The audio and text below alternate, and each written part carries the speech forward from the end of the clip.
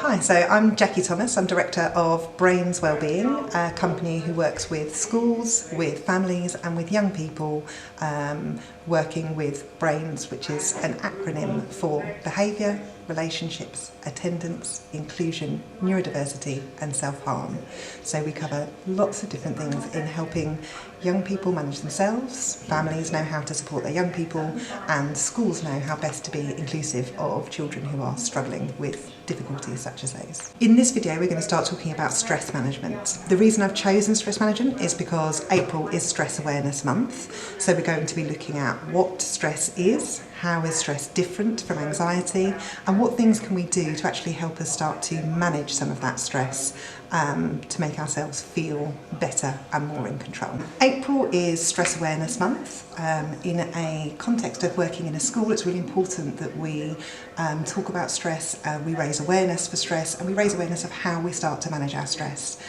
So the Stress Management Society kind of do this every year in April, and this year they have chosen to go with Lead with Love as their overarching theme. What they mean by this is for people to approach other people, but also ourselves, with kindness, with compassion and with acceptance. And they have lots of strategies that can help us with that, and I'm going to go through some of those. So one of those is going to be thinking about acts of kindness. We're going to be thinking about creating a culture of gratitude, and we're also going to be thinking about praise and how praise links into managing our stress. So sometimes when we're thinking about the difference between stress and anxiety, people can get confused between which is which, because there are a lot of similarities. So when we're thinking about stress, we're actually thinking about stress as our body's response to a perceived threat or challenge. Stress is short term. Once the stressor is removed, so the thing that's causing the stress, once that's removed, the stress should subside, or the symptoms of the stress should subside. And it's normally caused by an external factor, okay? So something like exams coming up, a deadline that needs to be met, a relationship difficulty. And once that stressor is removed, the stress should come to an end. The kind of symptoms that you might experience with stress are headaches, muscle tension, irritability, fatigue. The difference then with anxiety is that anxiety is a persistent feeling of worry that really has no known cause. There's not a specific thing that is causing that anxiety ordinarily, and it's long term. So even if you remove something that you have identified as a stressor, the anxiety will maintain. The symptoms of anxiety would be excessive worrying, nausea, palpitations, maybe panic attacks, and the cause is unknown. It can be something external, it can be something internal. So the important thing at the moment is that we're not talking about anxiety in this context, we're talking about stress. So stress is something different, it is short term, there is really something that we can do to manage our stress so that we don't get those unpleasant physical symptoms. One of the management strategies to help us manage stress is actually to use acts of kindness. Now, if we think about Lead with Love talks about us showing that kindness to ourselves as well as to other people. This shouldn't be something that adds to your stress. So when we perform acts of kindness, whether that's to ourselves or whether that's to somebody else, the idea is not that it takes up a lot of time or that we have to really think about it or that creates additional stress into our day trying to manage those things. It can be something as simple as offer a compliment to somebody. If you think something nice about them, share that with them and make sure that it's genuine. Hold a door open for somebody. You could let somebody in front of you in the line, but also don't forget that this is about being kind to yourself as well. So perhaps you could write down 3 things that you appreciate about yourself. Maybe you could write down 3 things that you did well today, so that instead of having the focus on the things that you feel like you aren't managing or that are causing you stress, instead you could concentrate on the things that you are doing well and the things that maybe would make you feel better. And that way you could start to to balance those things in your life. Instead of concentrating always on the things that are creating stress and are genuinely hard, we create a balance in our lives of the positive versus the negative. If we're thinking about acts of kindness, it can be difficult to come up with ideas for ourselves. And actually, again, because we're trying to remove stress, we're not trying to create a job or another task that you need to complete. This is about removing stress. So there are loads of examples online.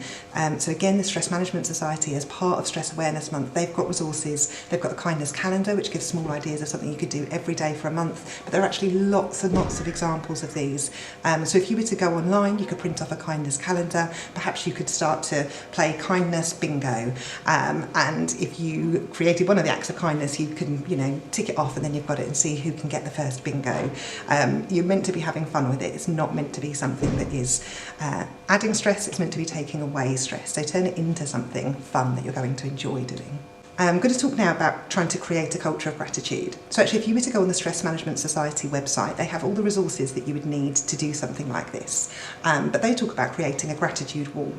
Now that can be done in a very physical way, whether that's in your home, whether it's in your workplace, whether it's in a classroom, and it's providing a space where we can celebrate and display the things that we are grateful for that other people have done, or that we are proud of that other people have done. So you can do it in that very physical way where it's up on display. The warning that I would give with that is that when you are dealing with teenagers in particular, you need to think about how they're going to accept that and how they're going to feel about that. If their friends were to come into that environment, if their peers in a classroom were going to see that, is it something that they're going to be able to accept gratefully, or is it something that might make them feel kind of more stressed, or they might feel kind of embarrassed by? So the other alternative that you've got is actually you can create a virtual gratitude wall. So if it was within your family, for example, you could create a family group chat, and you explain the purpose to your family, and you say this is a space for us to just remind each other of the things that we really appreciate about each other. You could give examples of the kind of things that they might put in there, things that they are tiny things that they're grateful for in a day.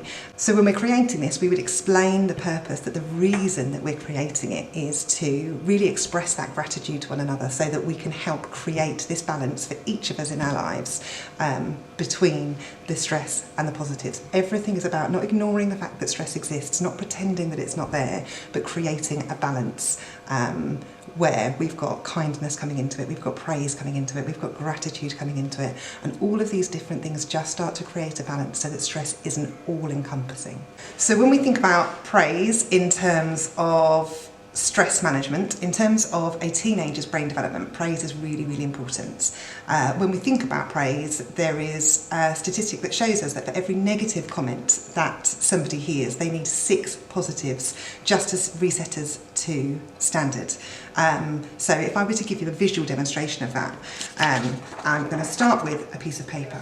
Okay, so my piece of paper is our teenager when they first wake up in the morning. And if I tell you that this is a teenager who has just woken up late, so the first thing that happens is, as a parent, we're going to complain at the teenager, okay, because they've woken up late. As they're getting ready and things are happening, we're going to be rushing them along. We're going to be telling them that they need to hurry up. When they arrive at the school, they're going to be at late gate, and at late gate, somebody's going to complain at them for being late. As they walk from the late gate to the classroom, another member of staff is going to remind them they should be in their lessons. As they arrive at the lesson door, they're disrupting the teacher as they walk in. Again, the teacher is going to complain at them, okay? This is before they've started their day, they've just walked into their first lesson. So if I now wanted to try and rectify some of this as a parent, I might say, okay, I'm really pleased that actually you organised yourself last night because that's helped us this morning. And I can start to smooth it out a little bit. As a teacher, when they've settled in, they might say, thank you so much for settling down quickly, I really appreciate that.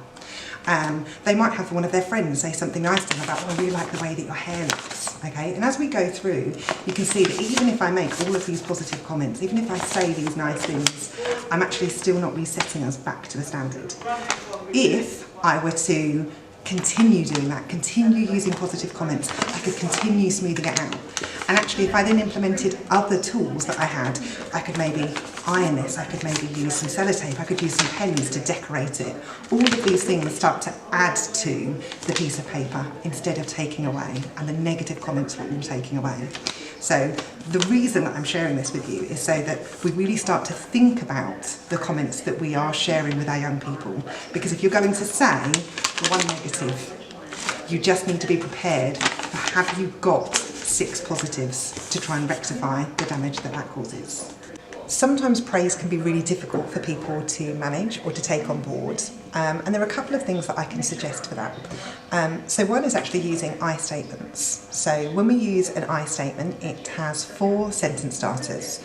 The first being I feel, the second being when, the third being because, and the last one being I would like.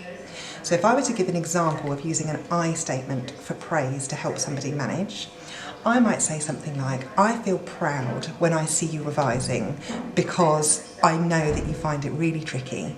I would like to say well done. I would like to give you a hug. I would like to let you choose what's for dinner tonight. The I would like can be whatever you want it to be, but it just kind of gives a real clear, I'm not just saying well done for doing your revision.